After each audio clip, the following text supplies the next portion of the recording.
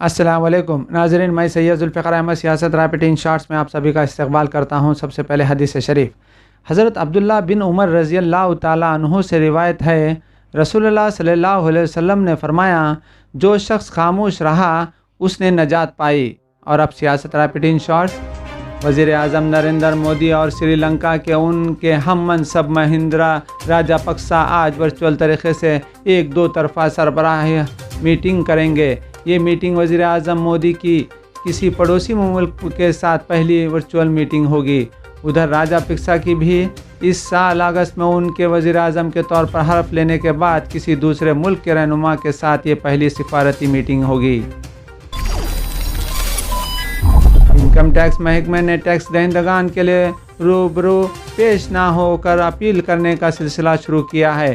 ایک بیان میں براہ راست ٹیکسوں کے مرکزی بورڈ CBDT نے کہا کہ اس فیصلے سے انکم ٹیکس اپیلس نظام کے تحت انکم ٹیکس سے متعلق سبھی درخواستوں کو فیصلے سے طریقے سے قطعی شکل دی جائے گی، جس میں وہ اپیلس شامل نہیں ہوں گی۔ ملک میں کووڈ-19 کی صحتیابی مریضوں کی تعداد میں لگاتار اضافہ ہو رہا ہے۔ پچھلے 24 گھنٹوں کے دوران 81,000 سے زیادہ مریض صحتیاب ہوئے ہیں۔ اس طرح ملک کے روبے صحت مریضوں کی تعداد 47,56,000 سے زیادہ ہو گئی ہے۔ اس کے علاوہ صحتیابی کی مجموعی شرح مزید بہتر ہو کر 81.74% ہو گئی ہے۔ بھارتی فضائیہ لداخ خطے میں کسی بھی چیلنج کا سامنا کرنے کے لیے تیار ہیں۔ مشرقی لداخ خطے میں چین کے ساتھ کشیدگی کے درمیان بھارتی فضائیہ بلندی پر واقع کنٹرول لائن پر کسی بھی چیلنج کا سامنا کرنے کے لیے پوری طرح سے تیار ہے۔ بھارت اپنے پڑوسی ملک میں سبقت حاصل کرنے کے لیے بلندی پر واقع فضائی اڈوں کا استعمال کر رہا ہے۔ وزیر اعظم نریندر مودی نے ہفتے کے روز سابق وزیر اعظم ڈاکٹر منموہن سنگھ کو سالگرہ کی مبارکباد دی۔ ملک کے 13ویں وزیر اعظم ڈاکٹر منموہن سنگھ کی آج 88ویں سالگرہ ہے۔ وہ 2004 سے 2014 تک وزیر اعظم رہے۔ مسٹر مودی نے ڈاکٹر سنگھ کو سالگرہ کی مبارکباد دیتے ہوئے کہا، ڈاکٹر منموہن سنگھ کو سالگرہ کی مبارکباد ان کی صحت مند زندگی اور درازی عمر کے لیے دعا گو ہوں۔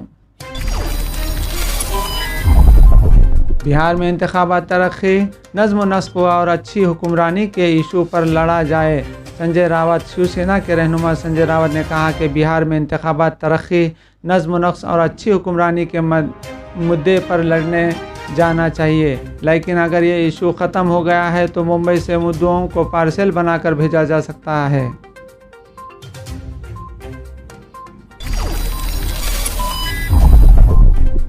کانگریس لیڈر راہل گاندھی نے سابق وزیر اعظم منموہن سنگھ کو ان کی سالگرہ پر مبارکباد دیتے ہوئے وزیر اعظم نریندر مودی پر حملہ کیا۔ راہل گاندھی نے ہفتے کو کہا کہ ہندوستان کو بطور وزیر اعظم منموہن سنگھ کی کمی محسوس ہو رہی ہے۔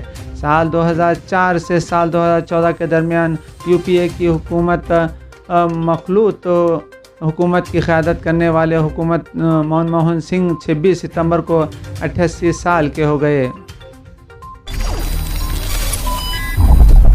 یوکرین کے علاقے کارکیو میں طیارہ کے حادثے میں ہلاک ہونے والوں کی تعداد بڑھ کر 22 ہو گئی، جبکہ 4 افراد کی تلاش جاری ہے۔ صوبے کے گورنر اولیکس کوشر نے بتایا، میں اس موقع پر موجود تھا۔ ابتدائی اطلاعات کے مطابق جہاز میں 28 افراد سوار تھے، جن میں 7 افسران اور 21 کیڈٹ شامل تھے۔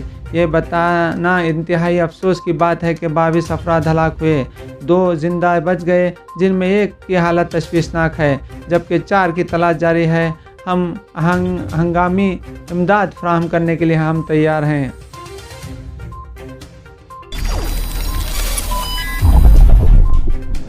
اقوام متحدہ کی 75ویں سالگرہ کے موقع پر پاکستان کے وزیر اعظم عمران خان نے ایک بین الاقوامی اسٹیج سے ہندوستان کے خلاف زیر ظاہر اگلا اور کشمیر کا معاملہ اٹھایا، جس پر ہندوستان نے واضح کر دیا کہ جموں کشمیر ہندوستان کا لازمی جزو ہے۔ ہندوستان نے کہا کہ پاکستان قبضے والے کشمیر کی جگہ بھی خالی کریں۔ اقوام متحدہ میں جواب دینے کے حق کا استعمال کرتے ہوئے انڈین مشن کے فرسٹ سیکریٹری مجیتو ونیتو نے کہا کہ کشمیر کے معاملے پر اب صرف POK پر ہی بات باقی ہے۔ ہندوستان کے خلاف عالمی اسٹیج سے جھوٹ پھیلانے والے عمران کو مجیتوں نے منہ توڑ جواب دیا ہے۔ امریکہ میں کورونا وائرس کے متاثرین کی تعداد گزشتہ ماہ کے دوران 60 لاکھ سے بڑھ کر 70 ہو گئی۔ امریکہ کے جان ہاپکنس یونیورسٹی کے senior for science and engineering CSSE نے اطلاع دیتے ہوئے کہا کہ 31 اگست کو امریکہ میں کورونا سے متاثر ہونے والوں کی تعداد 60 لاکھ تھی، جبکہ 25 ستمبر تک یہ تعداد بڑھ کر 70,05,746 ہو گئی۔ تلنگانہ کے وزیر بلدی نظم و نسق تارک راما راؤ نے واضح کیا ہے کہ ریاست میں اراضیات کے تنازعات کے مستقل حل کے لیے ہی ریاستی حکومت نے نیا ریونیو ایکٹ لایا ہے۔ انہوں نے کہا کہ حکومت چاہتی ہے کہ حیدرآباد کے غریب اور متوسط طبقے کے افراد اپنی جائیداد کے حقوق رکھیں۔ مسائل کے حل غریب اور متوسط طبقے کے افراد کو جائیداد کا حق دلانے کی مساعی کی گئی ہے۔ حکومت کا مقصد لوگوں سے زائد رقم وصول کرنا نہیں ہے۔ انہوں نے کہا کہ ایجنٹس اور درمیانی افراد کو جائیدادوں کے رجسٹریشن کے لیے ایک پائی بھی نہ دی جائے۔ حیدرآباد سمیت تلنگانہ بھر میں کل رات سے موسلادھار بارش ہو رہی ہے۔ بارش کی وجہ سے کئی مقامات پر نشیبی علاقوں میں بارش کا پانی داخل ہو گیا۔ بارش کی وجہ سے شہر کے سڑکوں پر پانی جمع ہو گیا۔ آج بھی تلنگانہ میں بارش کی پیش قیاسی کی گئی ہے۔ بارش کی وجہ سے ندیاں نالے زیر آب ہو گئے اور ذخائر آب کی سطح میں بھی اضافہ درج کیا گیا۔ واضح ہے کہ کل رات سے ریاست میں مسلسل بارش ہو رہی ہے۔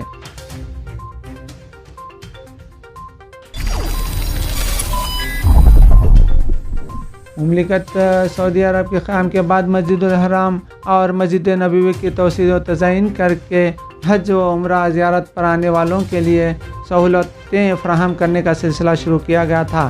90 برس سے مقدس مساجد کی خدمت سعودی حکومت کا امتیازی نشان ہے۔ العربیہ نیٹ کے مطابق مقدس مساجد کی انتظامیہ نے سعودی عرب کے 90ویں قومی دن کے موقع پر رپورٹ میں مسجد الحرام میں توسیع اور سہولتوں کا احاطہ کیا ہے۔ وزارت تعلیم آئندہ ہفتے طلباء کے اسکولوں کو واپسی کے امکانات جائزہ لیں گی۔ سبق ویب سائٹ کے مطابق وزارت تعلیم نے کہا ہے کہ آن لائن تعلیم کے 5 ہفتوں گزرنے کے بعد وزارت کے ماہرین آن لائن تدریس کے مثبت اور منفی پہلوؤں پر غور کریں گے۔ ماہرین کی ٹیم اس بات کے امکانات پر بھی غور کریں گی کہ آیا 7 ہفتے گزر جانے کے بعد طلباء کو اسکولوں میں واپس آنا چاہیے یا آن لائن تدریس جاری رکھی جائے۔ IPL کرکٹ ٹورنامنٹ میں کل رات دبئی میں دہلی کیپٹلز نے چنئی سپر کنگز کو 44 رن سے ہرا کر لگاتار دوسری جیت حاصل کی۔ پہلے بلے بازی کرتے ہوئے دہلی نے پرتھوی شا کی شاندار نصف سنچری کی بدولت مقررہ 20 اوورز میں 3 وکٹ پر 175 رن بنائے تھے۔ پرتھوی شا 43 گیند میں 64 رن بنائے۔ شکھر دھون 27 گیند میں 35 رن اور رشبھ پنت ناٹ آؤٹ 25 گیندوں میں 37 رن نے بھی قیمتی تعاون کیا۔ چنئی کی طرف سے پیوش چاولہ نے 33 رن دے کر 2 اور سیم کرون نے 27 رن دے کر 1 وکٹ لیا۔ اسی کے ساتھ سیاست ریپڈ ان شارٹس کا یہیں پر اختتام پر پہنچتا ہے۔ تمام سیاست.com کی ٹیم کو دیجیے اجازت۔ تازہ ترین خبروں کے لیے دیکھتے رہیے www.siyaasat.com۔ اللہ حافظ۔